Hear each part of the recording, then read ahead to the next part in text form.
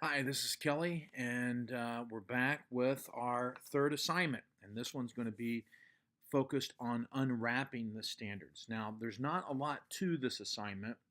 Let me explain myself. I'm going to share this PowerPoint presentation with you that came from Kim Swartz at Bellevue Schools. It's a brilliant slide deck that she put together to go through how to unwrap the standards with the teachers there. She uses the word unwrapping the standards over unpacking the standards for kind of the connotation that unwrapping something has a um, better feeling than unpacking something. Unpacking seems like a lot of work. Still, that being said, looking at the standards and understanding the standards as we did in exercise 2, I asked everybody just to read through all of their standards. Unwrapping them puts that extra emphasis on a better understanding. Now, I want to say this: I don't expect anybody to unwrap or unpack the standards by themselves. And in fact, in this keynote deck, this slide deck, you'll see the acronym TBT mentioned several times, and that stands for teacher-based teams. Groups of teachers, preferably teachers in the same content area, looking at the standards and having great conversations about what the standards are asking. That's all the slide deck does. Now, I'm not expecting anyone to go through the entire slide deck, but I would like you to go through enough of it so you have a better understanding of what unwrapping or unpacking the standards is. It's more than just reading the standards. So let me walk you through it. Um, when you read the standards, there's this natural assumption as a teacher that you understand what is going on.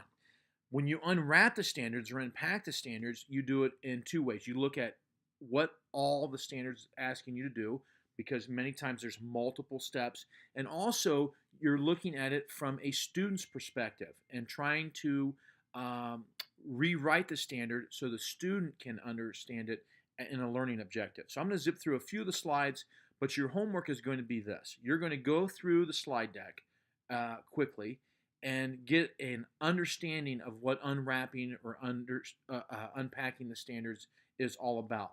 And I want you to share back with at least 3 or more takeaways about what you learned about unwrapping the standards. So look at the slide deck and then uh, pose what you think needs to be done in better understanding the standards. So let's take a look at a few of these. All right. There's just too much in here for any one person to do. But the curriculum audit, like Bellevue and Clyde and many other schools, did uncover a couple things. One, we need to have a better understanding of the standards. And also, there was it was pretty clear that we had the understanding that we were relying on our materials, our textbooks and things like that, to cover the standards and our teaching of them. And that's not the case. And so we have to change our mindset a little bit that we are the experts in understanding what the standards are asking us to do. And then we go out and find multiple resources that help us teach it. And so those were two of the biggest takeaways from the curriculum audit. Now, the standards are based, they worked backwards from a college and career framework. And they've been completely redone, and they are more rigorous. This is that word that a lot of educators don't like right now, rigor. And rigor doesn't mean more, but it does mean a deeper understanding. Okay, so what I would like you to do is go through this whole deck and get a better idea of what unwrapping the standards means, because we're going to spend some time next year in teacher-based teams on our delayed starts to get a better understanding of what each standard is asking. Sometimes they have multiple steps.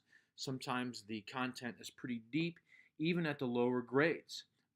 This slide deck will ask you to look at the verbs. It'll ask you to create a learning target for your students so they have a better understanding of it. And then it will get into some specific areas like science. And so some of the tips and strategies that they recommend don't work for science yet. The science standards and social studies standards, we hope, will be revised and available to everybody February 2019.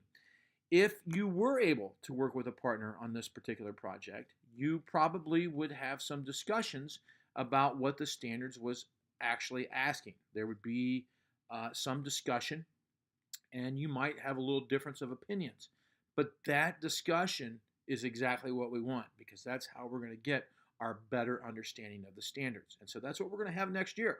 We're going to have a lot of conversations about what these standards are really asking. And then we're going to break them down into a foundational understanding and then a student understanding, a student learning target. All right. So what will the kids know the standard as? And then eventually we will create assessments that will measure whether a student is able to understand and master the learning targets and standards fully or only partially. And then what are we going to do? We're going to have a conversation about that. What do we do with a student who does not master the standard fully? Do we go back and have an intervention and retest? Do we just have a conversation with them? There's probably more than one correct answer there as well. And so then at the final piece, and what our course through Ashland is all about, is the mapping of the standards. But we cannot map until we have a full understanding of what their standards are. All right, so your objective, your homework, if you will, is to go through the slide deck and come back with a few statements as you understand what will help you better unpack and unwrap the standards. Thanks for watching this video. Thanks for working through this course. I want you to report back your 3 or more findings of how you think you will better understand the standards when you look at them and work with other teachers. All right, if you have any questions, just email me and I'll be happy to answer them.